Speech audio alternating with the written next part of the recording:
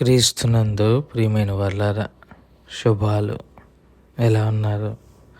బాగున్నారా? నిన్నటి దినము ఎలా గడిచింది? ప్రభువుకు మహిమకరంగా జీవించారా? జీవించినట్లయితే ఆయనకు స్తుతులు. లేని ఎడల ఆయన మనల్ని క్షమించునుగాక. నేటి దిన ధ్యానాంశము 62వ కీర్తన 11, 12 చరణాలు. 62వ కీర్తన 11, 12 చరణాలు. బలము తనదని ఒకమారు యెహోవా సెలవిచ్చెను, రెండు మారులు ఆ మాట నాకు వినపడెను. ప్రభువా, మనుషులందరికీ వారి వారి క్రియల చొప్పున నీవే ప్రతిఫలమిచ్చుచున్నావు. కాగా కృప చూపుటయు నీదే. దేవుని వాక్యాన్ని మన వినికిల్లో దీవించి ఆశీర్వదించునుగాక. చదవబడిన లేఖన భాగంలో దావీదు అంటారు, బలము తనదని ఒకసారి దేవుడు చెప్తే అది నాకు 2 సార్లు వినిపించింది అంటాడు. అంటే దాని అర్థం ఏంటి? దావీదు తాను బలహీనంగా ఉన్నప్పుడు లేదా తనకి అధైర్యం కలిగినప్పుడు, భయపడుతున్న సందర్భంలో, భయపడి బలహీనపడిపోతున్న నా సందర్భంలో నేను ఎప్పుడైతే దేవుని వైపు చూశానో, దేవుడు అంటారు, ఎందుకు నీ బలాన్ని చూసి నువ్వు బలహీనపడతావు? బలం నాది అన్నారట. దానికి దావీదుకి 2 సార్లు అది వినిపించిందంట.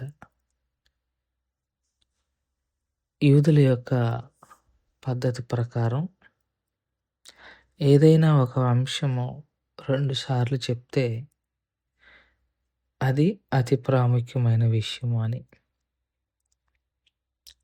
ద్వితీయోపదేశ కాండముకు ఎందుకు ప్రాధాన్యత అంటే అది 2వ మారు చెప్పబడింది. అలాగే ఇక్కడ దేవుడు ఒకసారి చెప్తే దావీదుకు 2 సార్లు వినిపించింది. అంటే ఆ మాట ప్రాముఖ్యమైన మాట. ఏంటిదా మాట అంటే, బలము యెహోవాది, మనుషులది కాదు. మనుషులు తమ బలం మీద, తమ జ్ఞానం మీద, తన శక్తి మీద ఆధారపడకూడదు. ఎందుకు ఆధారపడకూడదు అంటే, దేవుడు అంటున్నారు, అవి మీ ఏ బలాలు కావు, నావే బలం, నేనే మీకు బలమిచ్చువాడను. ఆ మాట చెప్పగానే దావీదుకి అది 2 సార్లు వినిపించిందంట. నిజమే ప్రభు, బలం నాదే, బలం నీదే అని. ఆ తర్వాత 12వ చరణంలో అంటాడు, మనుషులందరికీ వారి వారి క్రియల చొప్పున నీవే ప్రతిఫలం ఇచ్చుచున్నావు. బలం ఆయనదే అన్నప్పుడు మరి ఆ బలాన్ని వాడి ప్రతిఫలం కూడా ఆయనే ఇవ్వాలి. బలం ఆయనదైనప్పుడు మనుషుల క్రియలను బట్టి ఆయన మనుషులను ఏదైనా చేయగలరు. ఏదైనా చేయటానికి ఆయనకు అధికారం ఉన్నది. అయితే వెంటనే ఇంకొక మాట అంటాడు,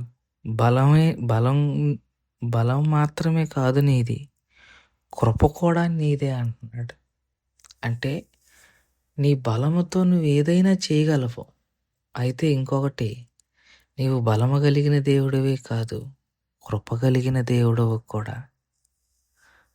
అంటే తన బలమును ప్రదర్శిస్తూనే తన కృపను చూపించగలిగిన దేవుడు. అంటే తాను ప్రతిఫలం ఇస్తూనే, మనుషులకు చేసిన దానికి ఆయన ప్రతిఫలం ఇస్తూనే ఆయన తన కృపను కూడా చూపించగలిగిన దేవుడు అని అక్కడ మనం అర్థాన్ని గ్రహించుకోవాలి. అంటే ఏం లేదు, హబక్కూకు చెప్పినట్టుగా కోపించుచునే వాత్సల్యము చూపించుమని అంటాడు. ఆయన కోపిస్తాడు, అంతేకాదు వాత్సల్యమును, కృపను కూడా చూపిస్తాడు. అందుకే మనం ఇంకా బతుకుతున్నాం. విలాప వాక్యంలో ఆయన అంటాడు, దినదినమును నూతనముగా మన పట్ల ఆయనకి వాత్సల్యం పుడుతుందంట. అందుకే మనం ఇంకా నిర్మూలము కాకున్నాము అని అంటాడు. ఆయనకి నీ పట్ల నా పట్ల దినదినము వాత్సల్యము నూతనంగా పుడుతుంది కాబట్టే మనల్ని ఆయన నిర్మూలన చేయలే. అదే దావీదు అంటున్నాడు, నీవు బలవంతుడివే. ఆ మాట నాకు 2 సార్లు వినిపించింది. మనుషుల క్రియలను బట్టి నువ్వు ప్రతిఫలం ఇచ్చే దేవుడివే. అది కూడా నాకు అర్థమైంది. కానీ ఇంకోటి కూడా తెలుసు, నువ్వు కృప కలిగిన వాడవు. నీవు తీర్పు తీరుస్తూనే నీ కృపను జ్ఞాపకం చేసుకోగలిగిన దేవుడు అని దేవుణ్ణి తెలుసుకోవాలండి. కొన్నిసార్లు ఏమో మనం మరీ ఏదైనా ఎక్స్ట్రీమ్గా ఆలోచిస్తాం. అంటే దేవుడు ప్రేమ కలిగిన వాడు అంటే ఇక అది పూర్తిగా దేవుడు ప్రేమ కలిగిన వాడని వెళ్ళిపోతాం. దేవుని యొక్క కోపాన్ని మనం చూడం. ఏదైనా కానీ బ్రదర్, దేవుడు నిన్ను ప్రేమిస్తున్నాడు, సిస్టర్, దేవుడు నిన్ను ప్రేమిస్తున్నాడు అంటాం. ఎవరు చెప్పారు? నేనేం చేసినా ప్రేమిస్తున్నాడా దేవుడు? కాదుగా. నా కోపాన్ని నా పాపాన్ని ఆయన ప్రేమించడు. నన్ను ప్రేమించాడంటే నాలో ఉన్న ప్రతిదీ ప్రేమించాలి. మరి నా పాపాన్ని ప్రేమిస్తున్నాడు ఆయన? ప్రేమించడు. మరి నా పాపానికి ఉండాలిగా శిక్ష. అదే ఆయన సిలువలో చూపించాడు తన కుమారుడి మీద. అది కృప.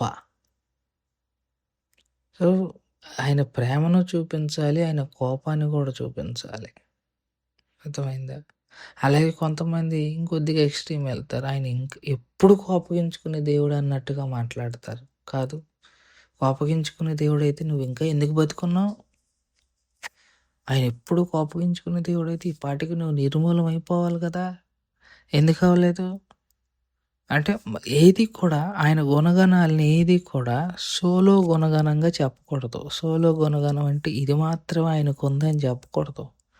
ఇక్కడ చెప్పిన ఈ 2 చరణాల్లో దావీదు 2 గుణాలను ఆవిష్కరించాడు. ఆయన బలవంతుడు, ఆయన తీర్పు తీర్చేవాడు, బలవంతో తీర్పు తీరుస్తూనే కృపను జ్ఞాపకం చేసుకునే దేవుడు అంటున్నాడు.